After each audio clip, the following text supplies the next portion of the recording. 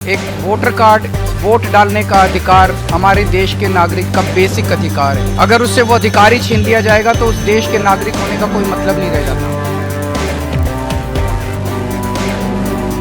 तो सबको जानकारी होनी चाहिए कि अगर किसी भी आदमी का दो जगह वोट पाया जाता है तो कानून उसके खिलाफ भी कार्रवाई करता है। ये मैं उन बांग्लादेशियों को बता रहा हूँ, रोहिंग्या को बता रहा हूँ, वो फर्जी मतदाता को बता रहा हूँ जो आम आदमी पार्टी के टुकड़ों पे पलते हैं। अगर एक भी मतदाता का वोट दो जगह पाया जाता है तो उसके खिलाफ कानूनी कार्रवाई होती है और इस बार होगी। अरविंद केजरीवाल ये लूट की और झूठ की तुम्हारी राजनीति बार बार नहीं चलने देगी।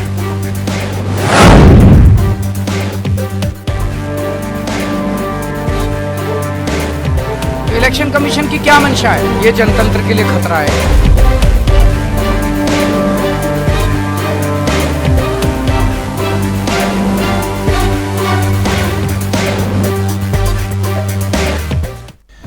तो चलिए सीधा रुक कर रहे हैं अपने मेहमानों की तरफ। आपको बता दें आज हमारे साथ इस चर्चा में जो मेहमान कार्यक्रम का हिस्सा बन रहे हैं उनसे आपका परिचय करवा देते हैं। हमारे साथ चंद्रभूषण कार्यक्रम का हिस्सा बन गए, बीजेपी के चेहरे हैं। रतन तिवारी जी हमारे साथ कांग्रेस के चेहरे हैं। धर्मेंद्र जी हमारे साथ समाजवादी पार्टी के चेहरे हैं और संजीव निगम जी हमारे साथ आम आदमी पार्टी के चेहरे हैं। आप सभी का बहुत बहुत स्वागत है। तो चंद्रभूषण जी, चर्चा की शुरुआत आपके साथ।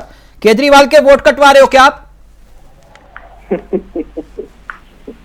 केजरीवाल ने कैमरे पर दिखा दिया वोटर लिस्ट के द्वारा आप कैसे खेल कर रहे हैं। जो उनका आरोप है लिस्ट में नाम कटवाने के सबूत का जिक्र है, कितना सच कितना झूठ? चंद्रभूषण जी देखिए तिलक जी, अरविंद केजरीवाल बहुत डरे हुए हैं और जिस प्रकार वो अपने राजमहल से बाहर आए हैं अब उनको आम आदमी की चिंता होने लगी है और वो ये समझ रहे हैं कि दिल्ली का चुनाव मैं हार रहा हूं और इसके लिए मैं अब किससे आरोपगढ़ हूं। तो सबसे पहले इलेक्शन कमीशन को ही टारगेट किया जाए और उस पर ही दबाव बनाया जाए। तो ये केजरीवाल जी अब ये जो नया फैसला लेकर आए हैं वो अब दिल्ली में चलने वाला नहीं है और उनके झूठ का पर्दाफाश हो रहा है। भारतीय जनता पार्टी का एक एक कार्यकर्ता यानी केजरीवाल झूठ बोल रहे हैं, आप ये कह रहे हैं? जी। आपने कोई आवेदन नहीं दिया 11,018 लोगों को नाम काटने का? हाँ, आपने उनकी बात, उन्होंने कहा कि 11,000 आवेदन दिए गए, 18 उनमें से 4,000 ऑनलाइन दिखा रहे हैं। देखिए कांग्रेस ने भी आवेदन दिए होंगे, भारतीय जनता पार्टी ने भी जो लिस्ट केजरीवाल जी 11,000 की बता रहे हैं क्या उसको सत्यापित कर सकते हैं? जी, सत्यापित तो चुनाव आयोग को करना है ना, और आपको आपने नहीं एक मिनट चंद्रभूषण जी आपने कहा उसको सत्यापित कर सकते हैं, आप कर सकते हैं सत्यापित? आपने किस आधार पर यह कहा कि ये 11,018 लोग या तो जिनकी मौत हो गई है या फिर वो शिफ्ट हो गए हैं? उसका क्या आधार था जो आपने आवेदन दिया? क्या ये आवेदन झूठ है? आपके लेटर हेड पे जो जारी हुआ, आपके पदाधिकारियों के हस्ताक्षर है जिसमें आवेदन जारी हुआ वो सत्य है। यदि उस क्षेत्र में इतने लोगों का या तो वो शिफ्ट हो गए या फिर वो लोग अलग नियुक्त हो गई उनकी, तो ऐसा देखिए बीएलओ चेक करता है जिन लोगों की लिस्ट चेक। चंद्रभूषण जांच हुई तो पता चला। एक मिनट नहीं, एक मिनट चंद्रभूषण जी, ब्रेक लगाइए, एक सेकंड। आप ये कह रहे हैं कि आपने जांच की, उसी आधार पे आपने आवेदन किया 11,000 लोगों का? तो फिर अगर आपने जांच की और आवेदन दिया तो फिर जो आम आदमी पार्टी आरोप लगा रही है कि जांच में यह बात फिर कहां से आ गई कि भाई 500 में से 372 लोग जिंदा हैं या फिर वो वहीं पर रह रहे हैं? तो इसका मतलब आप गलत आंकड़े दे रहे हैं, चुनाव आयोग पे गलत खिड़की खटखटा रहे हैं आप, या तो केजरीवाल के वोटर कटवा रहे हैं जो आरोप लगा रहे हैं। आम आदमी पार्टी स्वयं इलेक्शन कमीशन बन रही है, खुद जाके सत्यापित कर रही है 11,000 से 500 लोगों का। अरे आम आदमी पार्टी झूठ बोलना बंद कीजिए। नहीं तो फिर आपको कैसे पता चला कि सर ये लोग मर गए वहां, या फिर वो वाले व्यक्ति नहीं है? 500 लोगों के पास आप गए, उसमें 372 लोग। आप कितने लोगों के पास गए? तो आपने जो आवेदन किया, आप कितने लोगों के पास गए? चंद्रभूषण जी बताइए, आप कितने लोगों के पास गए? आपने कहा कि 11,018 आवेदन या तो इनकी मौत हो गई है या फिर ये शिफ्ट हो गए हैं, तो आप कितनों के पास गए या फिर आपने घर पे ये लिस्ट बना ली? देखिए आप इलेक्शन कमीशन जो डाटा देगा तो सत्य मानेंगे। केजरीवाल कोई इलेक्शन कमीशन नहीं है, फिर केजरीवाल सर्टिफिकेट भारत रत्न तो देने सर का आप भी तो चुनाव आयोग नहीं है, सवाल चुनाव आयोग पे आते हैं तो फिर आप भी तो जवाब देने आ जाते हैं, तो आप नहीं, चुनाव मैं आयोग जवाब थोड़ी देने ना। आऊंगा भाई। चुनाव आयोग का जो विषय है, केजरीवाल कल ईवीएम को बोलने लगेंगे। सर आज इलेक्शन कमीशन उनको गलत दिखाई दे रहा है कि दिल्ली में इलेक्शन कमीशन चुनाव लड़ाएगा, इलेक्शन कमीशन ऐसा करना। अरे भाई चंद्रभूषण जी, आपको गलत लग रहा है तो आप कोर्ट जाइए। चंद्रभूषण हर बात पे कोर्ट चले जाइए। एक मिनट चंद्रभूषण जी, एक सेकंड आप हर बात पे कोर्ट जाने की बात कर देते हो। आप जानते हो चुनाव आयोग, एक मिनट अगर मैं गलत होऊंगा तो करेक्ट करिएगा। जो चुनाव आयोग का जिक्र आप कर रहे हैं, ये जो नाम काटने की प्रक्रिया होती है, थोड़ा सा ज्ञानवर्धन करिए, वो प्रक्रिया क्या होती है, जरा मुझे समझा पाए आप, क्योंकि मैं जानता नहीं प्रक्रिया। पहले की वोटर लिस्ट होती है जो पहले चुनाव हुए, ठीक, उसके बाद जो वोटर लिस्ट बीएलओ स्तर पर जांच की जाती है और बीएलओ स्तर पर यह देखा जाता है कि इस समय कौन से वोटर लिस्ट या किन लोगों का विवाह हो गया, दूसरी जगह चले गए, किन लोगों की मृत्यु हो गई, वो अब वोट डाल नहीं सकते, या कौन दिल्ली छोड़कर बाहर चला गया। आपको बताऊं कि मई 2014 से 2015 के बीच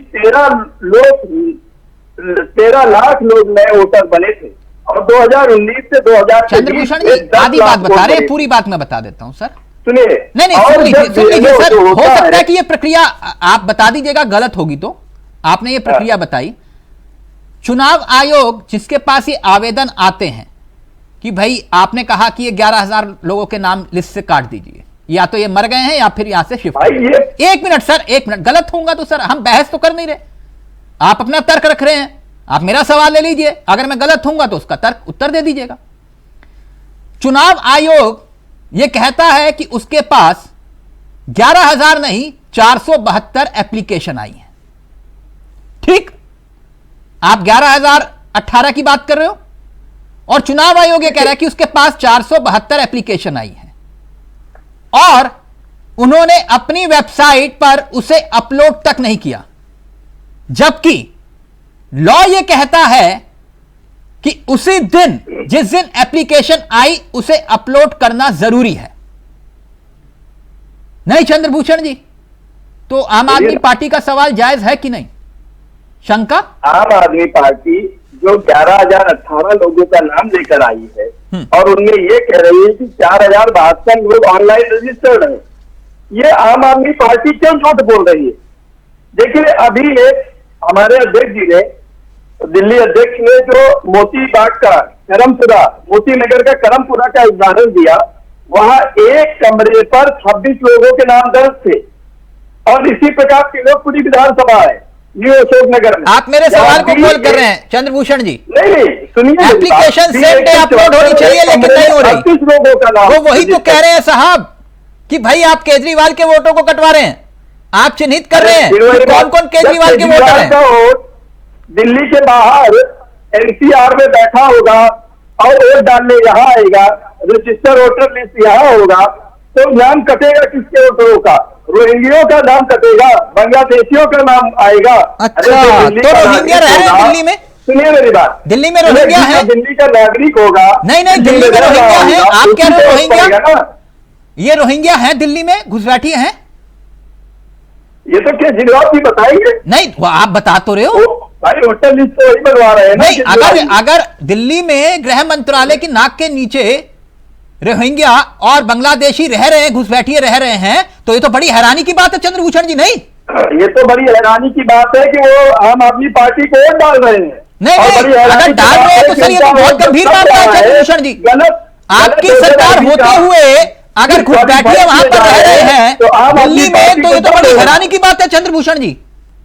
आपके राज्य में घुसपैठिए आ गए। जो हैरानी की बात है कि वो जो वोटर आईडी नकली बनवाए गए हैं, इन लोगों ने बनवाए हैं षड्यंत्र करके, ये उनको काटा जा रहा है। तो संजीव निगम, ओके, एक मिनट बांग्लादेशियों का वोट मिलता तो हार को नजदीक आता देख, फिर वही policy hit and run, hit and run, hit and run. नहीं निगम जी, अब फिर से केजरीवाल जी अपनी पुरानी पॉलिसी पर आ गए, hit and run. Tilak ji, आपने अभी भी आप पूछ रहे थे चंद्रभूषण जी से क्या रोहिंग्या है, बांग्लादेशी है, तो ये कह रहे थे केजरीवाल से पूछो। गजब की बात है, रोहिंग्या और बांग्लादेशी दिल्ली में कहां से आ गए, इसका जवाब केजरीवाल साहब देंगे या भारत सरकार देगी? रक्षा मंत्रालय देगा, गृह मंत्रालय देगा? आप कमाल की बात कर रहे हैं, जवाब आपको देना और आप केजरीवाल के ऊपर डाल दो। हद हो गई। की बात कर रहे हैं। अरे वो नकली कहां से रोहिंग्या और बांग्लादेशी आ गए? ये बांग्लादेशी और रोहिंग्या कहां से आ गए? बताया है क्या करते थे पिछले 10 वर्षों से? आप बैठे हो, आप 10 वर्षों से बैठे हो दिल्ली में, क्या कर रहे थे? अभी रुक जाइए ना निगम जी, मेरे सवाल का उत्तर दीजिए। संवैधानिक प्रक्रिया पर भी प्रश्न चिन्ह लगाना शुरू कर देते हैं। आपको कोर्ट पर यकीन नहीं, आपको ईवीएम पर यकीन नहीं, आपको जो है चुनावी प्रक्रिया पर यकीन नहीं, आपको चुनाव आयोग पर यकीन नहीं, आपको यकीन है किस पर? चावला साहब, आप तो बिल्कुल उल्टी बात कर रहे हैं। कोर्ट पे यकीन नहीं, हमने 8 वर्षों तक का लंबी कानूनी लड़ाई लड़ी और सुप्रीम कोर्ट जो है दिल्ली सरकार के हक में फैसला सुनाता है, ये कहते हैं हम नहीं मानेंगे, हम रातों रात जो है वो अध्यादेश ले आएंगे। आप कह रहे हो हम तो कानून को मानने वाले लोग हैं, सम्मान करते हैं, लड़ाई लड़ते हैं, तर्कपूर्वक अपना पक्ष रखते हैं। आपके पास आधार क्या है निगम जी? किस चीज का कि भाई ये जो है आप ही के वोटर कटवा रहे हैं? आप कह रहे हैं, आपने जो अभी बात की, आप मानते नहीं संस्थाओं का, हम सम्मान करते हैं जिन संस्थाओं का। अभी आपने देखा होगा हमारे हक में फैसला आया था, सुप्रीम कोर्ट ने दिया था कि नहीं दिया था? इन्होंने रातों रात अध्यादेश लिया है। हम नहीं मानते। कौन नहीं मान रहा है? एक मिनट कौन नहीं मान रहा है इन संस्थाओं को? नहीं, एक मिनट सर, एक मिनट सर। बीजेपी का आरोप यह है कि त्रिलोकपुरी में एक कमरे का घर है और उसमें 38 वोटर लिस्टेड है। कितने? 38, जहां 4 लोग रहते हैं। ये फर्जी वोटर कहां से आ गए फिर? आप एक त्रिलोकपुरी का केस ले रहे हो, कल सादरा का केस बताया अरविंद जी ने कि नहीं बताया? नहीं, तो फिर त्रिलोकपुरी वाला केस नहीं ले। मैं नहीं, आप सादरा की बात कर रहे हो, त्रिलोकपुरी वाला नहीं है। ये एक नॉर्मल प्रक्रिया है भाई साहब। सर मैं नॉर्मल, अच्छा तो वो भी तो वही कह रहे हैं, नॉर्मल प्रक्रिया है। हर बार हर चुनावों में इस प्रकार के कुछ जो नए नाम होते हैं जोड़े जाते हैं, सर नाम होते हैं जाते हैं। एक कमरे का घर, वहां पर 38 वोटर कहां से आ गए? लेकिन माननीय निगम जी, क्या ये जनता को जानने का हक है कि नहीं है? बिल्कुल, 38 वोटर कहां से आ गए? बिल्कुल, एक कमरे का घर जहां पर 4 लोग नहीं रह सकते। जो बात हम कह रहे हैं, आप हमारी बात को क्यों नहीं मान रहे? हमने कोई पिक एंड चूज वाला काम किया नहीं। हमने रैंडमली 500 वहां से जो है नाम ले लिए और जब उनके नाम को वेरीफाई किया गया तो पाया गया साहब इतने तो लोग वहां पर रह रहे हैं और उनके नाम काट दिए गए। तो देखिए, चुनाव आपको जीतना है, चुनाव करना तो कुछ काम करो, काम करके लोगों का मन जीतो और चुनाव जीतो। आप इस तरीके की हेराफेरी, हार नजदीक आता देख डर गए हैं। आप दिल्ली की कानून व्यवस्था देख रहे हैं? कभी हम लोग सुना करते तो अब बिहार में जो है जंगल राज है। बिहार को भी दिल्ली ने पीछे छोड़ दिया। भारत की राजधानी है, राजधानी से लोग अपना व्यापार धंधा करके बाहर जा रहे हैं, लोग राजधानी में आते हैं भारत के कोने कोने से, और ये हालत बना रखी। गृह मंत्रालय अगर अमित शाह साहब से नहीं संभल रहा है, नहीं उसको चला पा रहे, तो किसी दूसरे कॉम्पिटिटिव व्यक्ति को दे दे अपनी ही पार्टी में। हम ये नहीं कह रहे। आप बताइए, अगर कोई गलत बात कही जा रही हो, आज सवेरे तड़के कोई मॉर्निंग वॉक में जा रहा है उसको गोली मार रहे, ये काम हो रहा है, ये राजधानी में दिल्ली में हो रहा है। आप तो समझ नहीं रहे व्यवस्था, आए दिन डेली बात हो रही है। 5,33,778 वोटर को लेकर नए आवेदन दिए हैं और वो ये कह रहे हैं कि इनमें से कई घुसपैठी है। अरे तो घुसपैठी है, वो घुस करके आ कैसे गए दिल्ली तक? यही तो सवाल है हमारा।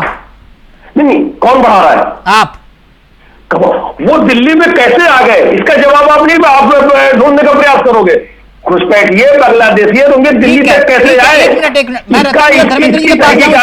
मिनट आपने कहा इनसे पूछिए, एक सेकंड चंद्रभूषण जी, आप कह रहे हो कि ये घुसपैठी है, कहां से आ गए? केजरीवाल से पूछो। इसका जवाब तो वैसे गृह मंत्रालय को देना चाहिए ना।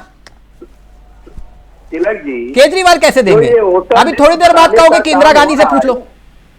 तिलक जी, जो ये वोटर लिस्ट बनाकर घुसपैठियों को किसी के मकान, कमरे और किसी खाली जगह, दुकान का एड्रेस देकर जो नागरिक बनाया जा रहा है वोटर लिस्ट वोट के लिए, यही सबसे ज्यादा खतरनाक काम केजरीवाल कर रहे हैं।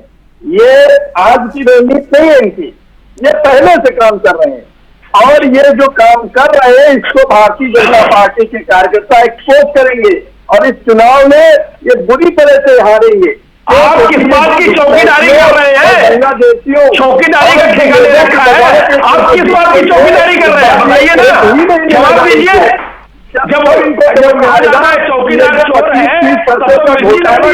केजरीवाल जी, वो इस बार चौकीदारी क्या कर रहे हैं? आप भेज रहे हो, आप उनको जो है समझ में आया रास्ते से ड्रामा कर रहे हो, आप असम में ये कर रहे हैं, असम में वो कर रहे हैं। तुमको डर सता, आप चंद्रभूषण जी इस बात का जवाब नहीं देंगे तो दिल्ली तक पहुंचे कैसे? आप सो रहे थे और ये क्या कर रहे थे? चेहरे पर साफ दिखाई दे रहा है। कर रहे थे 10 वर्ष हो गए, गृह मंत्री से प्रधानमंत्री हुए, ये समझ लीजिए आप। नहीं हमें मत समझाइए, आप समझिए, आप जवाब दीजिए। रक्षा मंत्री और गृह मंत्री क्या कर रहे हैं? अरे जवाब कैसे क्या करिए? ठीक, एक मिनट रतन तिवारी एक मिनट आप सवाल मुझसे पूछ रहे हो? रतन तिवारी, ये आम आदमी पार्टी और बीजेपी के झगड़े में एक मिनट और वोटर लिस्ट से जब नाम काटे जा रहे हैं चंद्रभूषण जी, इन्हीं लोगों के नाम काटे जा रहे हैं। चंद्रभूषण जी एक बार पहले प्रक्रिया का जिक्र कर लेते ना, फिर वो आसानी होती है मामला। एक मिनट रुकिए रतन जी, जब बीजेपी और आम आदमी पार्टी के बीच में कोई टकराव होता है ना, तो सबसे बड़ी टेंशन पता किसको होती है? कांग्रेस को, कि भाई स्टैंड ले तो ले क्या, अगर यहां स्टैंड ले तो दिक्कत, वहां स्टैंड ले तो दिक्कत। अब ये कह रहे हैं कि दिल्ली में हमारा कोई लेना देना नहीं कांग्रेस के साथ, तो अब आपका क्या स्टैंड है इस पूरे मसले को लेकर? देखिए तिलक जी, मैंने पहले ही कहा था और कई बार मैंने कहा है कि आम आदमी पार्टी से हमारा लोकसभा में गठबंधन हुआ था और लोकसभा में हमारा गठबंधन जारी रहेगा, लेकिन विधानसभा चुनाव में मतलब वो अलग लड़ेंगे। नहीं, मैं आपको बता रहा हूं ना, क्योंकि विधानसभा चुनाव में कार्यकर्ताओं की डिमांड होती है, कार्यकर्ताओं की मांग होती है, सबको चुनाव लड़ना होता है, सबकी अपनी तैयारी होती है, तो विधानसभा चुनाव हम अलग लड़ेंगे। अभी देखिए ना, आपके चैनल पे भारतीय जनता पार्टी के प्रवक्ता ने कहा कि रोहिंग्या, मुसलमान, बांग्लादेशी ये वोटर हैं। अरे भैया, प्रधानमंत्री के कुर्सी के नीचे रोहिंग्या और बांग्लादेशी वोटर बन गए और केंद्र शासित प्रदेश है दिल्ली। देश के गृह मंत्री अमित शाह और देश के प्रधानमंत्री नरेंद्र मोदी क्या कर रहे थे? उनका 56 इंच का सीना कहां चला गया? और जो चौकीदारी करने इस देश की जिम्मेदारी निभाने बैठे हैं, तब कहां चले गए? कहीं ना कहीं भारतीय जनता पार्टी की साठगांठ तिलक थी। महाराष्ट्र में इन लोगों ने 45 लाख से ज्यादा वोटर को रातों रात बढ़वा दिया और चुनाव जीत गए। यह चुनाव जीतने के लिए किसी भी कीमत पे, किसी भी स्तर पे गिरने में माहिर है। नहीं, आपके नेता तो महाराष्ट्र में शपथ नहीं ले रहे ना? नहीं, क्यों लेंगे? हमारे महाराष्ट्र के नेताओं को यह पता है इन लोगों ने किस प्रकार षड्यंत्र के तहत चुनाव जीता है, ये हम लोगों को पता चल गया है। जो चुनाव आयोग हमको 6 बजे अलग आंकड़ा बताता है, 7 बजे अलग आंकड़ा बताता है और रात को 11 बजे अलग आंकड़ा बताता है। अपडेट होता है ना वो आंकड़ा तो? नहीं, लेकिन कैसे अपडेट करते हैं?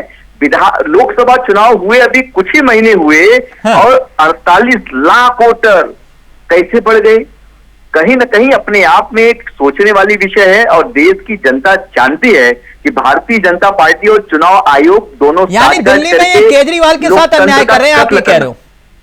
देखिए, अरविंद केजरीवाल साहब के साथ भी अन्याय कर रहे हैं, कांग्रेस पार्टी के साथ भी अन्याय कर रहे हैं, देश की जनता के साथ भी अन्याय कर रहे हैं। केजरीवाल ने तो मुद्दा सही उठाया ना, आप केजरीवाल के साथ खड़े हो ना? बिल्कुल बिल्कुल बिल्कुल बिल्कुल मुद्दा उन्होंने उठाया और देश के लोकतंत्र पे लगातार चोट पहुंचाने का काम भारतीय जनता पार्टी के लोग कर रहे हैं और ये बर्दाश्त करने का विषय नहीं है। अगर जैसे आम आदमी पार्टी का निगम जी का मन करे कि भैया इस मुद्दे को लेकर हम आंदोलन करेंगे, तो आप साथ में आओगे ना इनके? बिल्कुल साथ देंगे तिलक जी। लोकतंत्र को बचाने के लिए अगर आम आदमी पार्टी संविधान को भी बचाना है, लोकतंत्र को नहीं सिर्फ, वो संविधान को वो हाथ में लेकर जो चलते हो आप। बिल्कुल, संविधान की रक्षा करने के लिए कांग्रेस पार्टी हमेशा मैदान में उतरी है। प्रियंका जी ने भी शपथ लिया, संविधान को हाथ में लेके लिया। तो संविधान का असली रक्षक कोई है तो कांग्रेस पार्टी है। और भारतीय जनता पार्टी से मैं तो आपके चैनल से आह्वान करता हूं कि अभी भी लोकतंत्र को बचाना है, देश के लोग जाग जाओ, नहीं तो भारतीय जनता पार्टी के लोग। निगम जी तय हो गया, रतन जी कह रहे हैं कि आप आंदोलन करिए, हम आपके पीछे चलेंगे। वो कह रहे हैं कि आप आंदोलन करिए, हम आपके साथ आपके पीछे चलेंगे। मैं वही कह रहा हूँ, हाँ। राष्ट्रीय समस्या है कोई, अगर ये तो राष्ट्रीय स्तर की समस्या है ना, किस तरीके का काम करोगे? नहीं तो आप केजरीवाल राष्ट्रीय नेता है ना आपके, इसमें कोई आपको शक है? राष्ट्रीय पार्टी है, तो अगर इसमें इस तरीके से अभी बताया भी रतन जी ने कि लोकसभा में हमारा जो है गठबंधन अभी भी जारी है, उसमें तो कोई शिकायत नहीं। 29 सर अभी रुक जाइए, 2 महीने रुकिए ना 2 महीने 1.5 महीने 1 महीना रुकिए बस। अभी मुझे बता कि गठबंधन में कितनी गांठें हैं निगम जी? आपका जो बंद लिफाफा होता है ना, उसके अंदर क्या लिखा हुआ है हमें पता है। अच्छा। अभी रुक जाइए ना। मैं पार्टी में जो है हूँ 12 साल से, मुझे जानकारी इतनी नहीं है जितनी नहीं तो अभी रुक जाइए, फिर 1 महीने बाद चर्चा करेंगे। कोई दिल्ली दूर तो है नहीं। चलिए चर्चा तो बराबर निरंतर जारी है। 5 किलोमीटर दूर है ना यहाँ से, दिल्ली दूर तो है नहीं, तो चर्चा करेंगे। रुक जाइए, 2 महीने बाद चुनाव है, रुक जाइए ना धर्मेंद्र जी। बिल्कुल हम तो सर आप भी यही, निगम जी हम भी यही हैं। आपकी दोस्ती कितनी पक्की है हम दिखा देंगे। रुक जाइए धर्मेंद्र जी, कितना गंभीर मामला है जो अरविंद केजरीवाल जी ने उठाया, और मैं इसे कुदरती से जोड़ना चाहूंगा क्योंकि एक ऐसा ही इल्जाम समाजवादी पार्टी की तरफ से लगाया गया था कि भाई हमें यकीन नहीं है कि कुदरती में ऐसा भी हो सकता है। और आपके प्रत्याशी की जमानत जब्त हो गई, जहां पर मुस्लिम वोटर की तादाद करीब 70% के आसपास। मैं गलत तो नहीं धर्मेंद्र जी? बोले तिलक जी? Sir please. अच्छा चलिए, पर आधे घंटे के डिस्कशन के बाद आपने मुझे अवसर दिया, इसके लिए धन्यवाद। देखिए, कुंदरकी हो या उत्तर प्रदेश का पिछला आम चुनाव हो, ये चाहे 9 सीटों के चुनाव रहे हो, हम लोगों ने स्पेसिफिक रूप से लगातार मत काटने की शिकायतें, तमाम मतदाता जब पहले वोटर लिस्ट में नाम थे, जब मतदान के दिन मतदान स्थल पर गए तो उनका नाम गायब था, इसकी शिकायतें स्पेसिफिक रूप से निर्वाचन आयोग को लगातार लिख करके हमारे कार्यकर्ताओं ने, हमारे पार्टी कार्यालय से हमारे बड़े नेताओं ने लगातार किया है। उससे महत्वपूर्ण है कुंदरकी की जहां तक बात है, उसके लिए सैकड़ों वीडियो है, कई बार हम लोग उस पर बहस कर चुके हैं। आज चूंकि विषय आपने दूसरा रखा है, तो हमको लगता है कुंदरकी पे पूरे देश ने देखा किस तरह से मतदाताओं को मत देने से रोका गया, और कुछ स्पेसिफिक लोगों ने। धर्मेंद्र जी, विषय दूसरा नहीं है, विषय वही वोटिंग प्रक्रिया का है, जिसका भय केजरीवाल को सता रहा है। वो भय आप कह चुके हो कि आपने गुजारा है। और पहली बात धर्मेंद्र जी, मैं एक थोड़ा सा, क्योंकि मैं वक्त पूरा अब आपको दूंगा, मेरी एक आदत है सर, मैं ना बहस नहीं करता हूं, मैं चर्चा करता हूं। अगर आप चाहते हैं कि मैं वो आपस में लड़वाने और टकराने वाला खेल खेलूं और उसके बाद 2 मिनट में आपके पास आ जाऊं, जनता तक बात ही ना पहुंचे, अगर वो वाला खेल खेलना है तो वो मेरे को आता नहीं है सर। मैं आपको पूरा मौका दूंगा, मैं चर्चा करता हूं, सिर्फ बहस नहीं करता हूं। तो मैं चाहूंगा पूरी आपकी बात भी हमारी बात पूरी आ जाने दें। जी बिल्कुल, पूरी बात रखिए सर। अच्छा सुनिए तिलक जी, देखिए जो बहस होनी चाहिए थी, जो आरोप प्रत्यारोप लगे हैं उस पर निकल करके निर्वाचन आयोग को आना चाहिए था। हाँ। लेकिन देखिए, निर्वाचन आयोग के प्रवक्ता के रूप में यहाँ चौहान साहब बैठे, एक राजनीतिक दल के प्रवक्ता हैं। जो चीज देखिए, निर्वाचन प्रक्रिया क्या है, निर्वाचन प्रक्रिया में बीएलओ होता है, सबसे बेहतर बूथ की जानकारी बीएलओ को होती है, और तमाम राजनीतिक दल के जो कार्यकर्ता उस बूथ के होते हैं, बूथ वर्कर जो होते हैं, वो उसको सपोर्ट करते हैं। किसी के मृत्यु के में डिलीशन के लिए फॉर्म 7 भराना है, पता चेंज कराने के लिए फॉर्म 7 या कोई सेल भरा फॉर्म 8 भराना है, निर्वाचन आयोग बाकायदा गाइडलाइन जारी करता है। एक एक घर जाकर के सर्वे होता है। लेकिन दुर्भाग्य इस देश में देखिए कि निर्वाचन आयोग को देखिए, मैं तो 1 मिनट अपनी बात पूरी करूं उसके पहले आपके माध्यम से निर्वाचन आयोग को सलाह देना चाहता हूं कि बहुत ही क्रिएटिव और बहुत ही संवैधानिक रूप से रिच, बहुत महत्वपूर्ण संस्था निर्वाचन आयोग, मेरा करबद्ध निवेदन है कि इस तरह के मामलों पर वो अपनी साख बचाए रखने के लिए खुल के सामने आए और जो शंका है उसका समाधान करे। नहीं तो जब निर्वाचन आयोग जैसी संस्थाओं पर लोगों का विश्वास उठ जाएगा तो स्वस्थ लोकतंत्र के लिए, कम से कम दुनिया के सबसे बड़े लोकतंत्र के लिए ठीक नहीं है। मैं आता हूं जो प्रक्रिया है, बीएलओ को काम है या आसानी खुद लोग अपने परिवार के लोग डिलीट कराने के लिए, एक एक घर के लिए मत बढ़ाने के लिए सारी प्रक्रिया होती है। अब दुर्भाग्य देखिए कि एक राजनीतिक पार्टी 11,000 लोगों को बता रही है, सारे जितने वो स्थल है जहां अंत्येष्टि क्रिमिनेशन होता है, या जो अल्पसंख्यक समाज के जो स्थल है जहां पर उनकी अंतिम क्रिया संपन्न होती है, तो क्या भारतीय जनता पार्टी रजिस्टर लेकर के वहीं बैठ करके चिन्हित करती रहती कितने लोग मरे, कितने लोग विस्थापित हुए? क्या हास्यास्पद बात है? क्या जो है भारतीय जनता पार्टी नहीं, ये कैसे पता चलेगा, ये कैसे पता चलेगा कि भाई ये समाजवादी पार्टी के वोट बता दो? नहीं, निर्वाचन आयोग, यही तो मैं कह रहा हूं, यही देश का दुर्भाग्य है कि भारतीय जनता पार्टी जनता के कामों में ध्यान देने के बजाय, बुनियादी सवालों को हल करने के बजाय इस काम में लगी रहती। किस नहीं, कुदरकी में क्या हुआ, आपको क्या संदेह है? कुदरकी में क्या हुआ? देखिए, कुंदरकी का अलग विषय है और पूरे प्रदेश का अलग विषय है। देखिए, कुंदरकी में जो हुआ उसको पूरे देश ने देखा और पूरे देश ने देखा कि हर विधानसभा में ये अपने बूथ लेवल पन्ना अधिकारियों के माध्यम से अधिकारियों को निर्देश रहता है, पन्ना अधिकारी आइडेंटिफाई कर देगा कि ये वोट भारतीय जनता पार्टी को मिलने वाले नहीं है और इनका वोट काट दीजिए। और अंतिम दिन जब मतदाता सूची लेकर के बूथ अफसर आता है वोट कराने, तो पता चला उस चिन्हित मोहल्ले के 100 50 10 20 वोट गायब रहते हैं। ये सख्त आपत्ति है, ये लोकतंत्र के लिए ठीक नहीं है। लेकिन मैं दूसरी बात कह रहा हूं, ये जो भारतीय जनता पार्टी आपके पास अधिकार नहीं है, भारतीय जनता पार्टी की सूची लेकर के जो डिलीशन और एडिशन का काम होता है, इससे बेहतर होता है कि बूथ पर जाकर के बूथ लेवल ऑफिसर चिन्हित उसको आइडेंटिफाई करता है कि कौन नहीं रहा, किसी को बढ़ाना है, घटाना है। दूसरी बात, दिल्ली हो, मुंबई हो, तमाम जो मेट्रो सिटीज हैं, तो हो सकता है कि 10 कमरे के घर में 2 लोग वोटर हो और 2 कमरे के घर में 50 लोग भी हो सकते हैं। ऐसा हम लोग बॉम्बे गए, देखे, एक घर में रैक बना करके लोग सोते हैं, शिफ्ट वाइज काम करते हैं, तमाम लोग रहते हैं। नहीं, प्रवासी देश के विभिन्न कोनों से आया है, एक कमरे का घर वहां पे 38 वोटर है, तो ये गंभीर मामला है कि नहीं है? वही तो बात बीजेपी कह रही है कि ये फर्जी वोटर है। निर्वाचन आयोग जांच कराए, ठीक है, निर्वाचन आयोग जांच करे। दूसरी बात, आप कह रहे हैं कि यहाँ घुसपैठिए आ गए हैं। अरे साहब, घुसपैठियों के ही नाम पर तो आपने वोट लिया। तो आज घुसपैठी, आपने कहा था कि ना तो किसी घुसपैठिया को आने देंगे, न किसी बांग्लादेशी को आने देंगे, न किसी रोहिंग्या को आने देंगे, और जो घुसपैठी आए हैं उनको देश से बाहर खदेड़ देंगे। भारतीय जनता पार्टी के एजेंडे में था, भारतीय जनता पार्टी संकल्प पत्र जो कहते थे उसमें था। आखिर बताएं कितने घुसपैठियों को इन्होंने बाहर किया, कितने लोगों को रोका?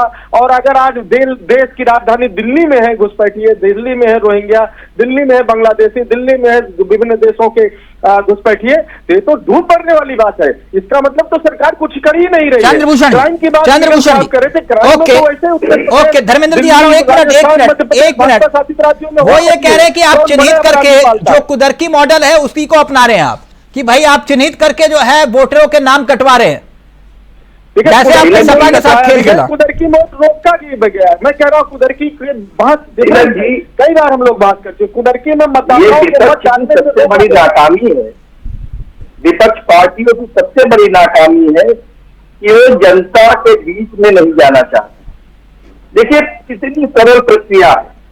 भारतीय जनता पार्टी का बूथ अध्यक्ष से लेकर पन्ना प्रमुख से लेकर एक संरचना गठित की जाती है और वहां के वोटरों को जब चुनाव आयोग वोटर लिस्ट जारी करता है तो हमारे पार्टी के अधिकारी वो वोटर लिस्ट अपने पास मंगाते हैं और ये उसमें किसी कार्यकर्ता या किसी भी का नाम छूटता है तो उसको जुड़वाते और फिर जुड़वाने के बाद उसको फाइनल करता है चुनाव आयोग।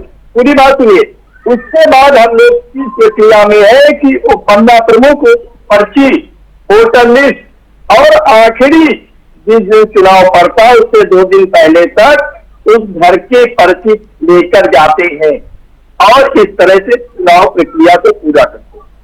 मैं ये विपक्ष के लोगों से कहना चाहता हूं कि आप लोग थोड़ा जनता के बीच में जाइए, आप वोटर लिस्ट लीजिए और समाज में देखिए कि कितने लोग वोटर डालने लायक है, लिस्ट सही है या नहीं।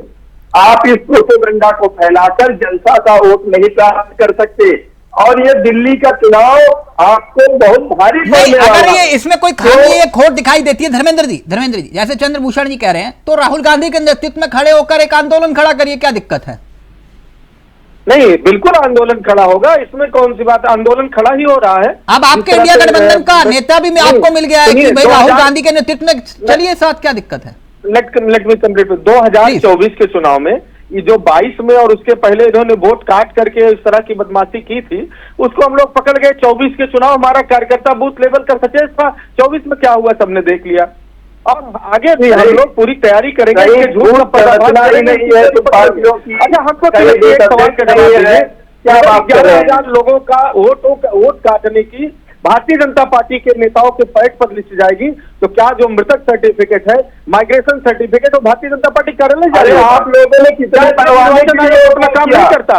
पर्ची कांग्रेस और सपा ने कितने पढ़वाने के लिए आपने नेतृत्व दिया? अरे आप लोग किसी प्रक्रिया को भी नहीं फॉलो करना चाहते हैं। आप जो इलेक्शन कमीशन सुविधा देता है, नहीं धर्मेंद्र जी एक मिनट चंद्रभूषण जी एक मिनट प्लीज चंद्रभूषण जी एक मिनट, मैं रतन जी के पास जाऊं और निगम जी के पास, एक मिनट धर्मेंद्र जी का ऑडियो रहेगा सिर्फ। चंद्रभूषण जी एक मिनट धर्मेंद्र जी को बात, धर्मेंद्र जी एक बात समझ, आपको नहीं लगता कि इस पूरे मामले को लेकर, क्योंकि आप वो संविधान सब हाथ में रखते हैं, तो एक आंदोलन जो मैंने कहा कि भाई राहुल गांधी इंडिया गठबंधन के नेता तो हैं ही आपके सबसे बड़े, उनके नेतृत्व में आप खड़े हैं, तो उनसे गुजारिश करिए कि राहुल गांधी एक और आंदोलन, भारत जोड़ो यात्रा टाइप का मामला जो है, एक और आंदोलन खड़ा करे, आप साथ दीजिए उनका। देखिए तिलक जी, बिल्कुल आंदोलन खड़ा होगा। जयप्रकाश जी ने आंदोलन किया, देश की सरकार उस समय उड़ गई थी, और ये लोग अहंकार में वो होने वाला है। नहीं, राहुल गांधी की जयप्रकाश से कहां तुलना कर रहे हैं सर आप? सुनिए, मैं दुख तब होता है कि जब निर्वाचन आयोग की नाकामी की बात होती है तो भारतीय जनता पार्टी के तीर लग जाता है। अब देखिए, निर्वाचन आयोग के प्रवक्ता के रूप में चौहान साहब यहाँ डिफेंड कर रहे हैं, जबकि ये निर्वाचन आयोग पर्ची बांटने का काम, क्या मैंने वो सब रतन जी जो धर्मेंद्र जी उम्मीद लगा रहे हैं, एक मिनट कि भाई राहुल गांधी को सामने फ्रंट पर आना चाहिए और इसे एक आंदोलन के रूप में खड़ा करना चाहिए। एक मिनट, धर्मेंद्र जी चाह रहे हैं कि राहुल गांधी को फ्रंट पर आकर इस आंदोलन को खड़ा करना चाहिए, लीड करना चाहिए इस आंदोलन को। बिल्कुल राहुल गांधी जी, इंडिया गठबंधन कहाँ है? इंडिया गठबंधन है ही नहीं कोई। नहीं अभी कोई दिल बड़ा करते हुए कहा है कि राहुल गांधी लीड करें आंदोलन को। देखिए तिलक जी, राहुल गांधी जी इस चीज पे पैनी नजर बनाए हुए हैं। उन्हें भी मालूम है कि भारतीय जनता पार्टी और चुनाव आयोग धांधली करके चुनाव जीतना चाहते हैं और चुनाव जीत भी रहे हैं। राहुल गांधी जी इस पे नजर बनाए हुए हैं और निश्चित तौर पे आपके माध्यम से मैं ये कहना चाहता हूं कि इस पे बहुत बड़ा आंदोलन हम खड़ा करेंगे और उसकी शुरुआत हम महाराष्ट्र से करने जा रहे हैं। हस्ताक्षर अभियान हम चलाने जा रहे हैं कि ईवीएम हटाओ, बैलेट पेपर लाओ के माध्यम से, और इसकी शुरुआत, इसका नेतृत्व खुद राहुल गांधी करेंगे, इंडिया अलायंस करेंगे। धर्मेंद्र जी देखिए, आपके नेता कह रहे हैं इस बात को, राहुल गांधी आंदोलन लीड करेंगे। एक बात तिलक जी मैं बताऊं, अन्यथा मत लीजिएगा, मैं तुलना नहीं कर रहा हूं, भारत बहुत समृद्ध, मजबूत और दुनिया का सबसे बड़ा लोकतंत्र है, लेकिन एक छोटा उदाहरण दूंगा, माफ करिएगा, इसको दूसरे कंटेस्ट मत लीजिएगा। बांग्लादेश में क्या हुआ था? बांग्लादेश में बताया गया कि प्रचंड बहुमत से 60% से अधिक वोटों से जीत करके आई, और हुआ क्या था, जो निर्वाचन आयोग और सरकार की विश्वसनीयता, क्रेडिबिलिटी खत्म हो गई थी, उसका परिणाम हुआ कि वहां कई राजनीतिक दल और मुख्य विपक्षी दल ने निर्वाचन से बहिष्कार कर दिया और ये एक तरफा जीत गए। इसका असंतोष, उसका जो रिजल्ट क्या आया, देखिए वहां स्थानीय लोगों में उस सरकार के खिलाफ कितना गुस्सा था, सरकार को छोड़ के भागना पड़ा। हिंदुस्तान में मैं यही कह रहा हूं कि तमाम जो संवैधानिक संस्थाएं हैं, उनकी विश्वसनीयता दुनिया के तमाम संवैधानिक संस्थाओं से बड़ी है। बड़ा मजबूत टीएन सेशन का नाम आते हैं, लोग रोए खड़े हो जाते हैं कि उसने पता है कौन हो क्या निर्वाचन। नहीं, बिल्कुल सही कह रहे हैं धर्मेंद्र जी, आप ये बात आश्वासन दिया ना रतन जी ने, जो आपके इंडिया गठबंधन के सबसे बड़े नेता है राहुल गांधी, वो उसको लीड करेंगे, वो कह रहे हैं कि भाई हम एक आंदोलन चलाएंगे। भाई देखिए, ऐसा है, देश में जहां जब आंदोलन की जरूरत होगी वो हम आप लोगों से डिस्कस करेंगे, मीडिया के लोग बताएंगे कब आंदोलन के लिए लग रहे हैं, लेकिन जो समस्याएं हैं, जो चोरी पकड़ी जा रही है, उसको भी हम आपके माध्यम से ही पहुंचाना चाहते हैं, जिन लोगों तक नहीं पहुंचे। नहीं, वही तो बात कह रहे कि बैलेट पेपर पर चुनाव होगा, राहुल गांधी उसको लीड करेंगे, आप उसको अन्यथा क्यों ले रहे हैं? राहुल गांधी करेंगे लीड, वो कह रहे हैं। भाई क्या आज हमसे इंडिया गठबंधन की लीडरशिप का यहाँ निर्वाचन होना हो तो हम कह दे रहे हैं हाँ होगा। मैं दिखा देता हूँ, आज यहाँ विषय दूसरा है ना। नहीं, मैं बता देता हूँ सर आपको, ना विषय दूसरा नहीं है। समाजवादी पार्टी रह गया, धर्मेंद्र देखिए, आपने कहा कि हमें आधे घंटे बाद बोलने का मौका दिया। कांग्रेस के लोग शामिल होंगे, कांग्रेस के नेता आदरणीय राहुल गांधी जी लीड करेंगे, कम्युनिस्ट के लोग उनके लीडर शामिल होंगे, आम आदमी पार्टी आंदोलन में शामिल होगी, जाहिर है उनके राष्ट्रीय कन्वेनर आदरणीय अरविंद केजरीवाल शामिल होंगे, सब लोग कंधे से कंधा मिला करके इस सत्ताई सरकार के खिलाफ और जो संस्थाएं नहीं, अच्छी बात है धर्मेंद्र जी, एक बयान सुनाना चाहूंगा, सुनना चाहेंगे आप? सुनेंगे, आप सवाल करिए, जवाब के लिए बैठे हैं यहाँ तिलक जी। नहीं, सवाल जवाब तो चल ही रहा है सर, आपने कहा कि आप आधे घंटे बाद, अब तो कंटिन्यू आप ही को बोलने का मौका दे रहा हूं सर मैं, है ना? हाँ बिल्कुल, थैंक यू सर। हाँ, तो धर्मेंद्र जी हम चर्चा ही कर रहे हैं, बहस तो कर नहीं रहे, तो मैं आपको एक बयान सुनाना चाहूंगा अगर आपकी इजाजत हो। बिल्कुल सुना है। प्लीज जरा धर्मेंद्र जी को बयान सुनाइए। समाजवादी पार्टी के सबसे बड़े नेताओं में एक रामगोपाल यादव जी क्या कुछ कह रहे हैं, प्लीज प्ले करिए। राहुल गांधी तो अब भी इंडिया गठबंधन के नेता नहीं, राजनीति में कोई साधु संत तो बन के आते नहीं, सब पद चाहते हैं और वो ये देख रहे हैं। संभवतः उन्होंने इसलिए कहा होगा कि चाहे लोकसभा का चुनाव हो चाहे विधानसभा के चुनाव हो, कांग्रेस ने कहीं अच्छा परफॉर्म कर नहीं पाया। कहीं अगर लोकसभा के चुनाव में इनकी सरकार है, हिमाचल प्रदेश में 4 की 4 सीटें हार गई, इनकी सरकार तेलंगाना और कर्नाटक में है, वहां भी आधी सीटें हार गए। अगर वहां भी ठीक परफॉर्मेंस हो जाता और मध्य प्रदेश में, छत्तीसगढ़ में 1 सीट नहीं मिलती तो आज मोदी प्रधानमंत्री होते ही नहीं। तो संभवतः ये लोगों में चर्चा रहती है कि हो सकता है कि नेतृत्व में परिवर्तन किया जाए, लेकिन मैं इसमें पचड़े में पड़ता नहीं। इंडिया गठबंधन है, ठीक है और रहना चाहिए। धर्मेंद्र जी प्लीज स्क्रीन पर। हाँ हाँ, हेलो, आवाज जा रही मेरी तिलक जी? हाँ बिल्कुल परफेक्ट आ रही है आपकी आवाज। इसमें क्या कहा, क्या गलत कहा आदरणीय प्रोफेसर? नहीं, मैंने तो सवाल ही नहीं किया सर, मैंने तो सिर्फ बयान सुनाया। जहां तक इंडिया गठबंधन था, इंडिया गठबंधन में लीडरशिप को लेकर के न कभी कोई विवाद था, न कोई चर्चा पर चर्चा हुई। नहीं, मैं सवाल ले लीजिए धर्मेंद्र जी। सवाल तमाम अन्य दलों आप सवाल आने से पहले ही उत्तर दे रहे हैं सर। मैंने रामगोपाल यादव जी का बयान इसलिए सुनाया आपको क्योंकि वो कह रहे राहुल गांधी हमारे नेता नहीं है, गठबंधन का भी नेता नहीं मानता मैं उनको। अरे साहब, कब तय हुआ था गठबंधन का नेता राहुल गांधी है? ये तो तय नहीं हुआ था। खड़गे साहब कांग्रेस पार्टी की तरफ से राष्ट्रीय अध्यक्ष है, वो बैठते थे मीटिंगों में, तय करते थे और उन्होंने कभी घोषणा तो की नहीं कि किसके नेतृत्व में चुनाव लड़ा जाएगा, प्रधानमंत्री चेहरा होगा। तो चुनाव तो चला, तो जो चुनाव हराता है वो आपका नेता नहीं है, आप ये कह रहे हैं? जिस कंटेस्ट में प्रोफेसर साहब ने बयान दिया, उन्होंने लार्जर स्केल पर कि नरेंद्र मोदी को उत्तर प्रदेश में रतन जी समझ में आ गया जो रामगोपाल यादव समझा रहे जो है। नहीं, तमाम राज्य ऐसे हैं जहां अच्छा परफॉर्मेंस नहीं कर पाए, जिसके चलते मोदी दोबारा प्रधानमंत्री हुए। ठीक है, एक मिनट रतन जी, कोई दिक्कत तो नहीं रामगोपाल यादव जी के इस बयान से? देखिए, रामगोपाल यादव समाजवादी पार्टी के नेता हैं, उनको अपनी बात रखने का पूरा हक है। जब पार्टी का बयान आता है, अब माननीय अखिलेश यादव जी बयान देंगे तो उस पर मैं बात कर पाऊंगा।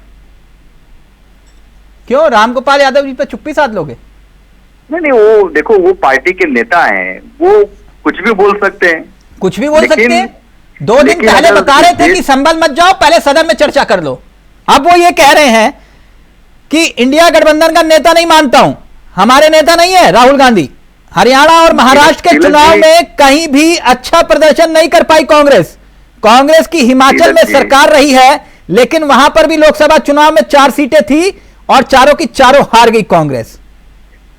जी, मैं आपको बता रहा हूं कि हर चुनाव का अलग अलग समीकरण होता है, लेकिन राहुल गांधी जी के नेतृत्व में लोकसभा चुनाव हुआ। हाँ। और आपने देखा कि 44 सीट से हम सीधा 100 का आंकड़ा पार कर दिए। राहुल गांधी जी के नेतृत्व में हम कई राज्यों का चुनाव जीते हैं। राहुल गांधी जी आज वर्तमान में नेता विपक्ष की भूमिका में है, जहां भी अन्याय होता है वहां न्याय दिलाने के लिए पहुंच जाते हैं। अब रामगोपाल यादव जी का क्या बयान है, मैं उस पर टिप्पणी करके मैं उनके ऊपर टिप्पणी करने से बचना चाहता हूं। अच्छा ठीक है, बच जाइए, कोई दिक्कत नहीं, मुझे कोई दिक्कत नहीं। लेकिन धर्मेंद्र जी समझ में आ गया जो बात रतन जी ने समझाई है। वो कह रहे कि भाई नेता तो है, मानिए नेता प्रतिपक्ष है, आप मानिए ना मानिए, वो तो संवैधानिक पद है, आपको मानना ही पड़ेगा।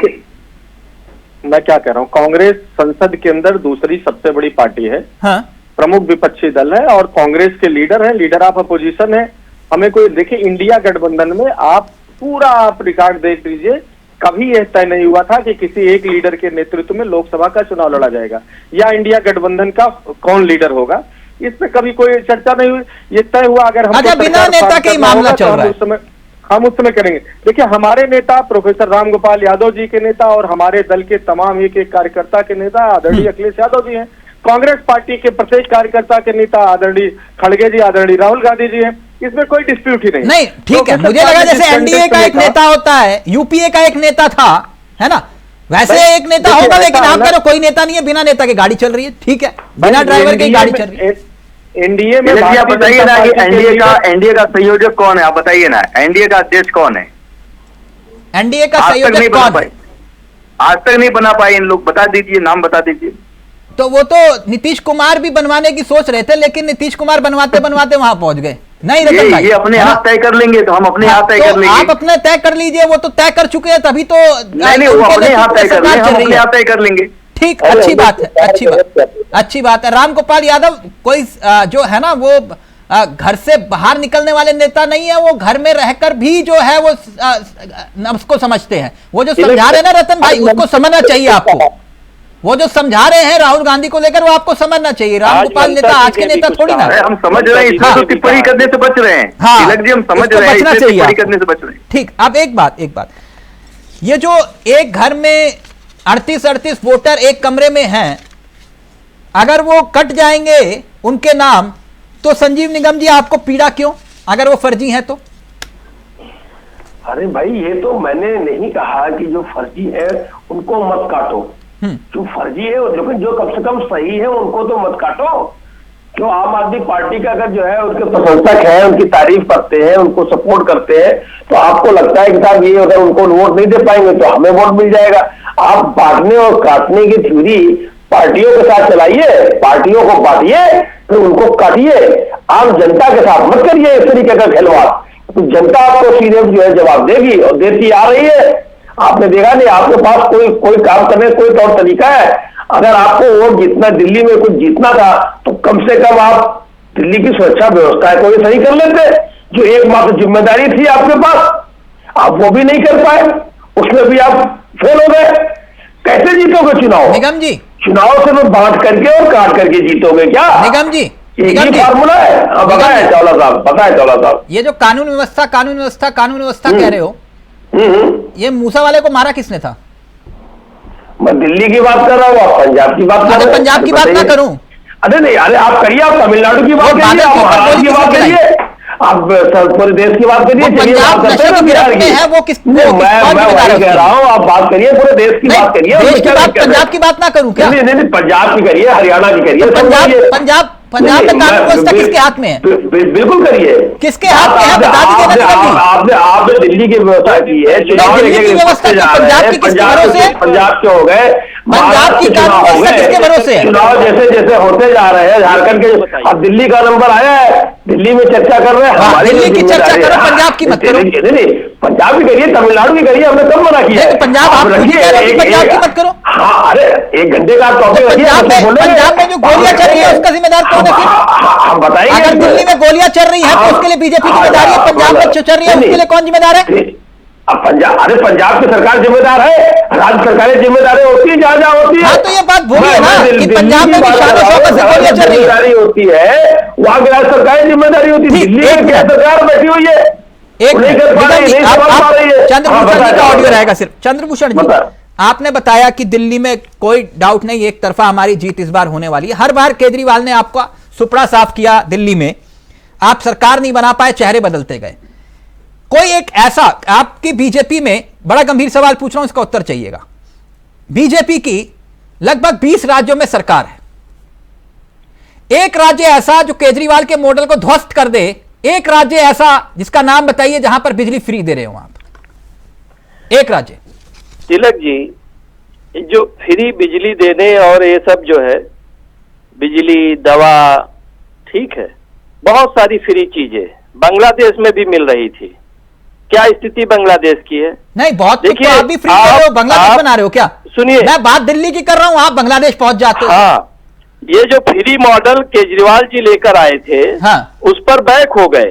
तो ना बिजली फ्री मिल रही है, ना दारू फ्री मिल रही है। अब केजरीवाल जी के मुद्दे बदल चुके हैं और उस मुद्दों में अब कोई मुद्दे नहीं रहे। मेरा एक लॉजिकल सवाल था, उसका उत्तर आप बोल करके, मैंने आपसे पूछा कोई एक राज्य बताइए जहां केजरीवाल चैलेंज दे रहे हैं, जहां पर आप फ्री बिजली देते हो, एक राज्य। एक चीज बताइए, फ्री बिजली देने का क्या अर्थ? अभी धर्मेंद्र जी देखिए सर प्लीज, क्या अर्थ है फ्री बिजली देने का? ये चुनाव की जो रेवड़ियां बांटने का काम है वो केजरीवाल जी बंद कर चुके हैं। और मैं एक चैलेंज करता हूँ, महाराष्ट्र और मध्य प्रदेश में लाडली बहन योजना के माध्यम से 15 करोड़ हो तो आप दें, और इंडिया गठबंधन कांग्रेस, सपा और केजरीवाल जो सरकारें ईवीएम से जीती है, उनको ये कह दो कि अपनी सरकारों का इस्तीफा दे दें चंद्रभूषण और ये कहें कि जो मेरी ईवीएम से सरकारें जीती हैं मैं उनका इस्तीफा देता हूं। चंद्रभूषण और एक बड़ा दिलचस्प सवाल आया लाइव में, बड़ा दिलचस्प सवाल आया, कह रहे कि बाकी सब तो ठीक है, वो अजीत दादा चक्की पीसिंग नीट एंड क्लीन साफ हो गए।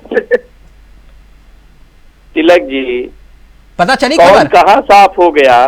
केजरीवाल जी के लोग छोड़ छोड़ के भाग रहे हैं। मैं बात ठीक है अजीत पवार की कर रहा हूं सर। डिप्टी सीएम पवार क्या हो गया? शपथ लेते ही, एक मिनट, शपथ लेते ही अजीत पवार को इतनी बड़ी राहत मिली कि करोड़ों की जो सीज संपत्ति है आईटी विभाग से, उसे राहत मिल गई। नहीं, चमत्कार हो गया सर। ये किसको चमत्कार लग रहा है? सबको। अरे मुझे चमत्कार जिसको नहीं लग रहा है चमत्कार, तो वो उसको नहीं लग रहा है तो वो कानूनी प्रक्रिया में जाए। ऐसा क्यों हुआ है? हाँ, तो दिल्ली की जो बेनामी ट्रिब्यूनल कोर्ट ने माफ करिए अक्टूबर 2021 में अजीत पवार की जो संपत्ति सीज की थी, मैं सही हूं ना? सही है। जो अटैच की थी उसे मुक्त कर दिया गया।